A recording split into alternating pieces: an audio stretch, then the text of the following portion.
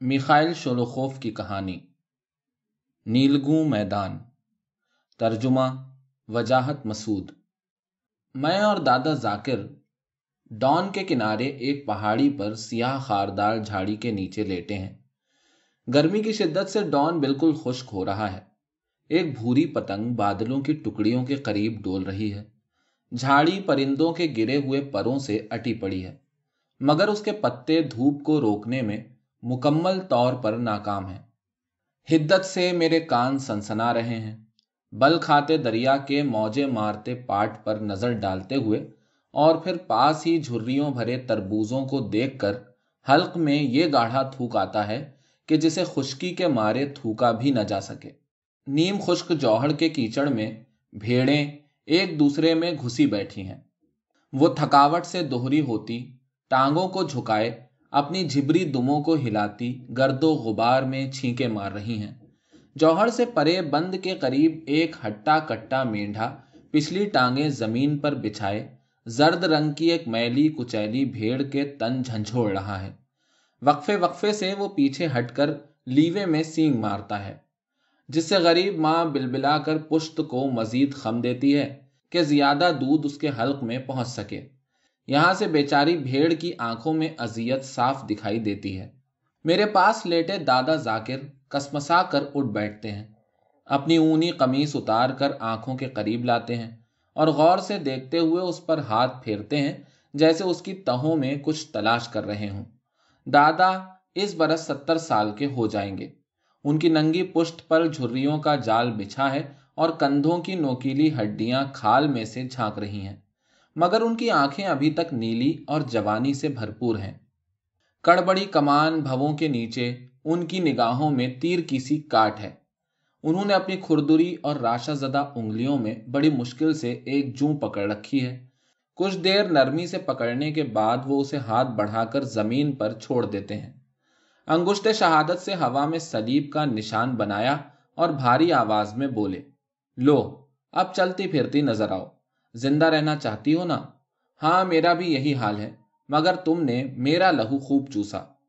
खांसते हुए और हलक साफ करते हुए बड़े मियाँ ने दोबारा अपनी कमीज पहनी और सर ऊंचा करके लकड़ी की सुराही से नीम गर्म पानी पीने लगे। हर घूंट के साथ उनकी ठोड़ी के लटके हुए गोश्त में हरकत करता गले का कंठ साफ नजर आता है। पानी के कतरे बहकर उनकी दाढ़ी भिगो रहे हैं और झुके हुए जाफरानी पपोटे धूप में सुर्ख हो रहे हैं। सुराही हटाकर वो कनखियों से मुझे देखते हैं। मुझे भी अपनी तरफ देखता पाकर उन्होंने होंठ भींच लिए और मैदान पर नजरें जमा दी। वादी का दूसरा किनारा चमकते हुए गुबार में जलता दिखाई देता है। झुलसी हुई जमीन से टकराकर आती हवा में जंगली झाड़ियों की शहद जैसी खुशबू बसी है। कुछ देर बड़े मियाँ खामोश रहे, फिर गडड़ियों वाला आंकड़ा हटाते हुए तंबाकू से बदरंग होती उंगली मेरी तरफ हिलाई और बोले, मैदान के पार पापलर के इन दरख्तों को देख रहे हो? ये टोपोलेफ्का है। कभी ये टोमिलिन का ताल्लुका था। इस गांव को भी टोपोलेफ्का कहते थे। गांव के सभी लोग गुलाम थे।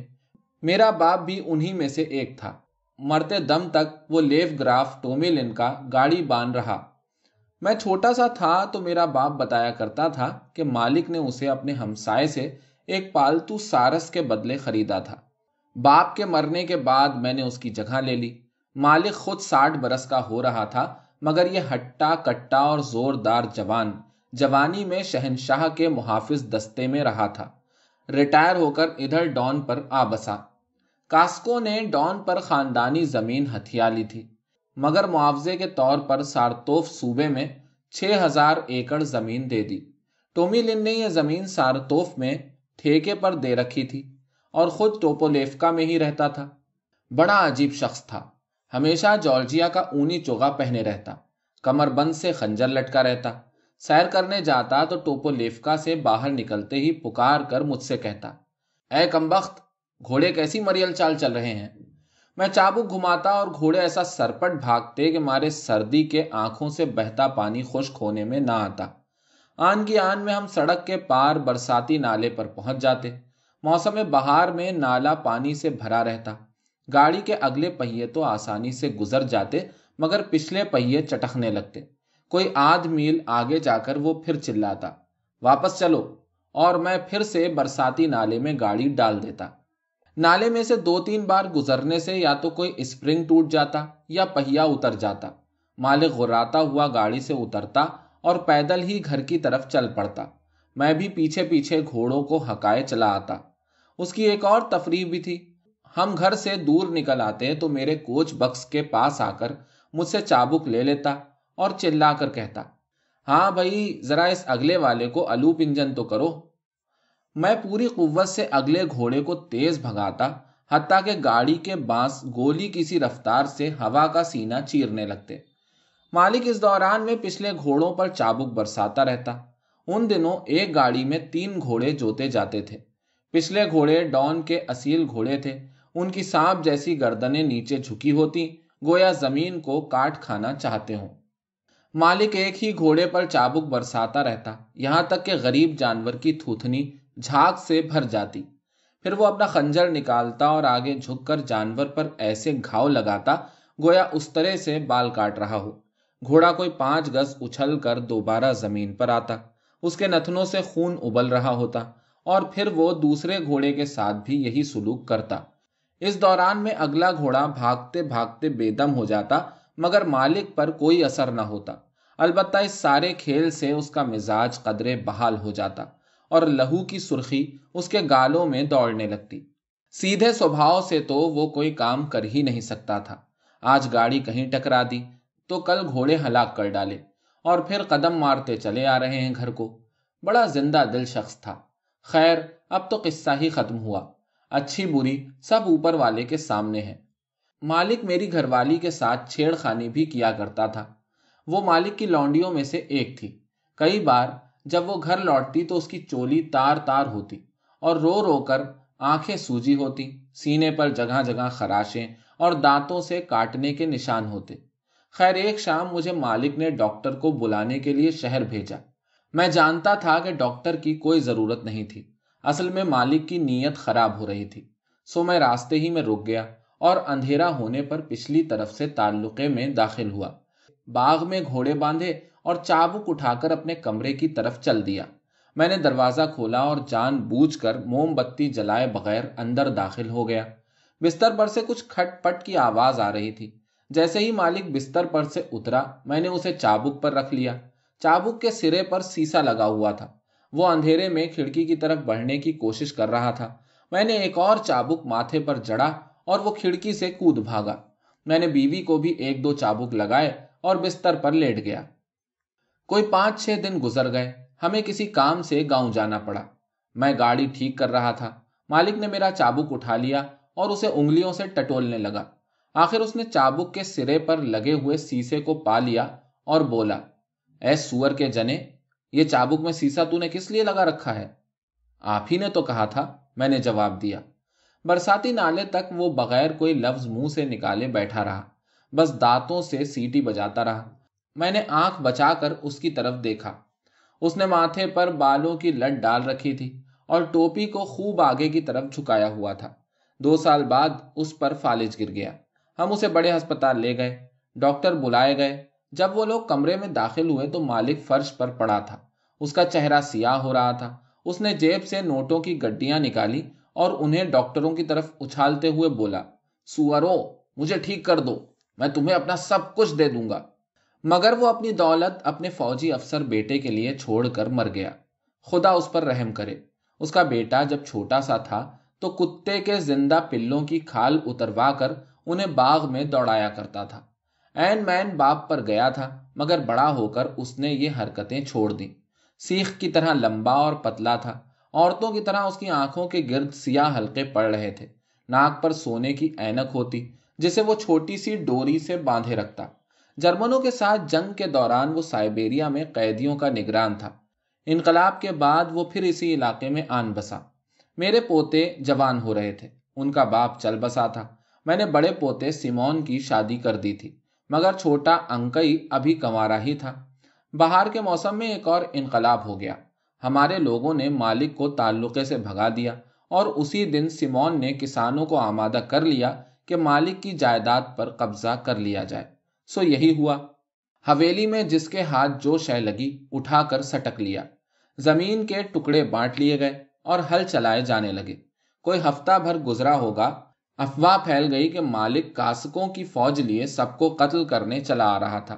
گاؤں والے مل بیٹھے، 2 چھکڑے اسٹیشن سے اسلحہ منگوانے بھیج دیے گئے۔ ایسٹر کے ہفتے ہمیں سرخ محافظوں کی طرف سے اسلحہ مل گیا تو پولیفکا سے لے کر بڑے تالاب تک خندقیں کھد گئیں۔ وہ کھائی سے پرے جھاڑیاں دیکھ رہے ہو نا، ٹوپولیفکا والے یہاں مورچے بنا کر بیٹھ گئے۔ میرے دونوں لڑکے سیمون اور انکئی بھی ان کے ساتھ ہی تھے۔ صبح کے وقت عورتیں انہیں کھانا پہنچا آتی، سورج ابھی پہاڑی تک بلند نہ ہوا تھا۔ گھڑ سوار آن پہنچے، چمکتی تلواریں تولتے ہوئے انہوں نے گھیرا ڈال لیا۔ میں اپنے صحن سے دیکھ رہا تھا۔ سفید گھوڑے پر سوار افسر نے تلوار لہرائی اور بوری سے نکلتے مٹر کے دانوں کی طرح پہاڑی سے نیچے آنے لگے۔ میں مالک کے سفید گھوڑے کی چال پہچانتا تھا۔ مجھے معلوم ہو گیا کہ مالک خود فوج کی کمان کر رہا تھا۔ خیر، ہمارے لوگوں نے 2 دفعہ کاسکوں کو پسپا کیا، مگر پھر وہ چکما دے کر پیچھے سے آئے اور قتل عام شروع ہو گیا۔ سورج ڈھلنے تک سب کچھ ختم ہو گیا۔ میں گلی میں نکل آیا۔ گھڑ سوار قیدیوں کا ایک جتھا لیے تعلقے کی طرف جا رہے تھے۔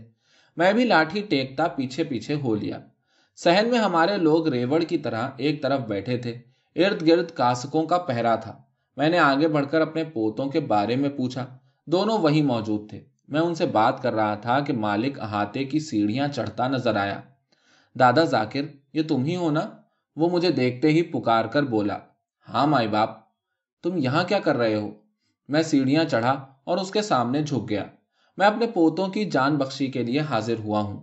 مالک، رحم کرو، میں نے ساری زندگی آپ کے باپ کی، خدا اس کی مغفرت کرے، خدمت کی ہے۔ مالک، میرے بڑھاپے پر رحم کرو۔ سنو دادا ذاکر، اس نے جواب دیا، تم نے میرے باپ کی خدمت کی ہے، میں اس بات کا احترام کرتا ہوں، مگر میں تمہارے پوتوں کو معاف نہیں کر سکتا۔ انہوں نے کھلی بغاوت کی ہے۔ بڑے میاں، یہ تو کرنی کا پھل ہے۔ میں نے آگے بڑھ کر اس کے پیروں پر سر رکھ دیا۔ رحم کرو مالک، میں نے ان ہاتھوں سے تمہیں کھلایا ہے، مجھے برباد نہ کرو۔ میرے سیمون کا ایک دودھ پیتا بچہ ہے۔ اس نے خوشبودار سگریٹ سلگایا اور دھواں پھینکتے ہوئے بولا، اچھا، جا کر ان حرام زادوں کو میرے کمرے میں لاؤ۔ اگر وہ معافی مانگ لیں تو ٹھیک ہے، میں انہیں 4 جوتے لگواؤں گا اور اپنے سپاہیوں میں بھرتی کر لوں گا، شاید وہ اپنی نمک حرامی کا دھبا دھو سکیں۔ میں بھاگتا ہوا اپنے پوتوں کے پاس پہنچا اور ان کے بازو کھینچتا ہوا چلایا، جاؤ اور مالک سے معافی مانگ لو، حرام کے تخموں، مالک جب تک معاف نہ کرے زمین سے سر نہ اٹھانا۔ مگر سیمون نے سر اٹھا کر بھی میری طرف نہیں دیکھا، بس چوتڑوں کے بل بیٹھا چھوٹی سی چھڑی سے زمین کھرچتا رہا۔ میرے انکئی نے مجھ پر ایک نظر ڈالی اور تڑق کر بولا، جاؤ اور اپنے مالک سے کہہ دو۔ دادا ذاکر ساری عمر گھٹنوں کے بل جھکا رہا۔ اس کے بیٹے نے بھی زندگی بھر یہی کیا، مگر اس کے پوتے اب یہ نہیں کریں گے۔ جاؤ، اسے بتا دو۔ تو تم نہیں جاؤ گے، کتیا کے بچے؟ نہیں، میں نہیں جاؤں گا۔ ابے بدماش، تمہارا کیا ہے؟ تم جیو یا مرو، مگر اپنے ساتھ سیمون کو کس لیے گھسیٹتے ہو؟ اس کی بیوی اور بچے کو کون سنبھالے گا؟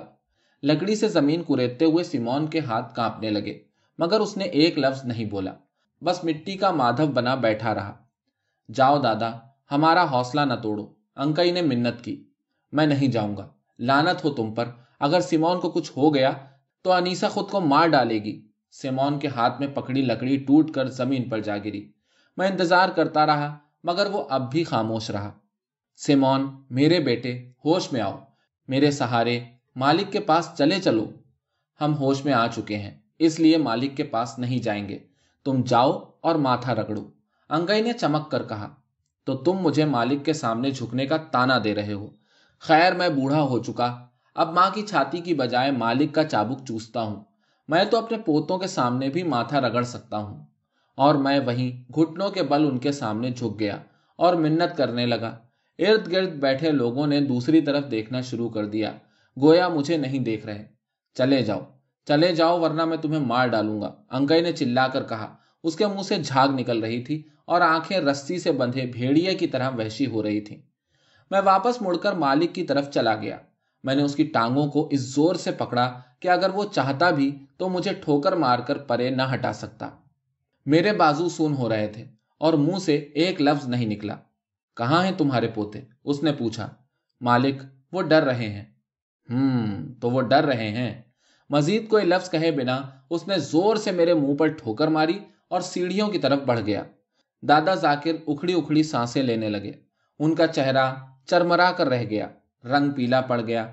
बड़ी मुश्किल से उन्होंने अपनी सिसकी रोकी और हाथ से खुश्क होंठ पोंछते हुए मुंह फेर लिया। जौहर से परे एक चील ने पर फैलाकर घास पर गौता लगाया और एक सफेद कूंज को पंजों में दबाए ऊपर उड़ गई। कूंज के पर बर्फ के गालों की तरह हवा में बिखर गए। सब्ज घास पर गिरते सफेद पर और भी ताबनाक नजर आते थे। दादा जाकिर ने नाक को साफ किया और ऊनी कमीज के दामन से उंगलियां पोंछते हुए फिर से बोलने लगे। मैं मालिक के पीछे पीछे भागता हुआ सीढ़ियों तक गया। अनीसा अपने बच्चे को बाजुओं में उठाए चली आ रही थी। वो किसी कूंज की तरह डोली और अपने खाविंद के बाजुओं में गिर गई। मालिक ने सार्जेंट मेजर को बुलाकर सिमोन और अंकई की तरफ इशारा करते हुए कुछ कहा। सार्जेंट मेजर और 6 कास्क दोनों को लेकर बाग की तरफ चल पड़े। मैं भी पीछे पीछे था। अनीसा ने अपने बच्चे को वहीं सहन में पटखा और मालिक के साथ साथ चलती गई। सिमोन सबसे आगे चल रहा था। अस्तबल के सामने वो जमीन पर बैठ गया। तुम्हें क्या तकलीफ है? मालिक ने पूछा। मेरा जूता काट रहा है, उसे उतार रहा हूं, सिमोन ने मुस्कुराते हुए कहा। उसने जूते उतार कर मेरी तरफ बढ़ा दिए और बोला, लो दादा, इन्हें पहनो और खुश रहो, इनमें दोहरा तला लगा हुआ है। मैंने जूते पकड़ लिए और हम लोग चलते रहे। जंगले के पास पहुंचकर कास्को ने उन्हें खड़ा कर दिया और बंदूकें भरने लगे। मालिक करीब ही खड़ा नाखून तराश से नाखून काट रहा था। मैंने देखा उसके हाथ बर्फ की तरह सफेद थे। मालिक, मुझे इनके कपड़े ले लेने दो, मैंने कहा। अच्छे कपड़े हैं, हम इन्हें पहन लेंगे। हाँ, उतरवा लो। चुनाचे अंकई ने अपनी पतलून उतार कर सीधी की और जंगले पर लटका दी। फिर उसने जेब से सिगरेट का टुकड़ा निकालकर जलाया और धुएं के गोले बनाता हुआ एक टांग आगे बढ़ाकर खड़ा हो गया। थोड़ी थोड़ी देर बाद वो जमीन पर थूकता रहा। सिमोन ने भी अपने कपड़े उतार डाले, हत्ता के ऊनी पतलून भी उतार दी, मगर वो अपनी टोपी उतारना भूल गया। शायद उसे खुद भी खबर नहीं थी कि वो क्या कर रहा था। मेरा यह हाल था कि अभी जिस्म हरारत से फूंक रहा है और अभी ठंडे पसीने आ रहे हैं। मैंने अपने माथे को छूकर देखा। पसीने के कतरे चश्मे के पानी की तरह ठंडे थे। सिमोन की छाती घने बालों से ढकी थी और वो सर पर टोपी लिए अलफ नंगा खड़ा था। अनीसा ने उसकी तरफ देखा और रोती पीटती उससे यूं चिमट गई जैसे बरगद से बेल लिपट जाती है। सिमोन ने उसे परे धकेला। दफान हो जाओ, होश में आओ, क्या कर रही हो? तुम्हें नजर नहीं आता मैं नंगा खड़ा हूं? कमबख्त, शर्म करो। अनीसा के बाल बिखरे हुए थे और वो चिल्ला रही थी, हम दोनों को गोली मार दो। मालिक ने नाखून तराश जेब में रखते हुए पूछा, फिर चलाएं गोली? गोली चलाओ हराम की औलाद, वो मालिक की तरफ देखते हुए चिल्लाई। इसे खाविंद के साथ बांध दो, मालिक ने हुक्म दिया। अनीसा को अपनी गलती का एहसास हुआ। उसने पीछे हटना चाहा, मगर बहुत देर हो चुकी थी। कास्को ने कहकहे लगाते हुए उसे रस्सी से सिमोन के साथ बांध दिया। बेवकूफ औरत जमीन पर गिर गई और सिमोन भी उसके साथ ही नीचे गिर गया। मालिक उनके पास आया और दांत भींच कर बोला, गालिबन अपने बच्चे की खातिर तुम माफी मांगना चाहोगे? हाँ, सिमोन ने सिसकी ली। खूब, मगर अब मुझसे माफी मांगने का वक्त गुजर चुका। अब खुदा से माफी मांगो। उन्होंने दोनों को जमीन पर पड़े पड़े गोली मार दी। जब अंकई को गोली लगी तो वो फौरन जमीन पर गिरने की बजाय अपने कदमों पर थोड़ा सा डोला। उसके घुटने झुक गए और वो बल खाकर चित गिर गया। मालिक ने उसके पास जाकर बड़ी नरमी से कहा, अगर जिंदा रहना है तो माफी मांग लो, मैं तुम्हें 50 कोड़े लगवाकर महाज के लिए भर्ती कर लूंगा। अंकई ने थूकना चाहा, थूक उसकी दाढ़ी पर बह निकला। गुस्से से उसका रंग सफेद पड़ गया, मगर सब बेकार। 3 गोलियां उसके जिस्म से पार हो चुकी थीं। इसे सड़क पर फेंक दो, मालिक ने हुक्म दिया। कास्को ने उसे उठाया और जंगले से परे ले जाकर सड़क पर रख दिया। ऐन उसी वक्त 2 तोपे लिए घुड़सवार कास्कों की एक कंपनी टोपोलेफ्का से निकली।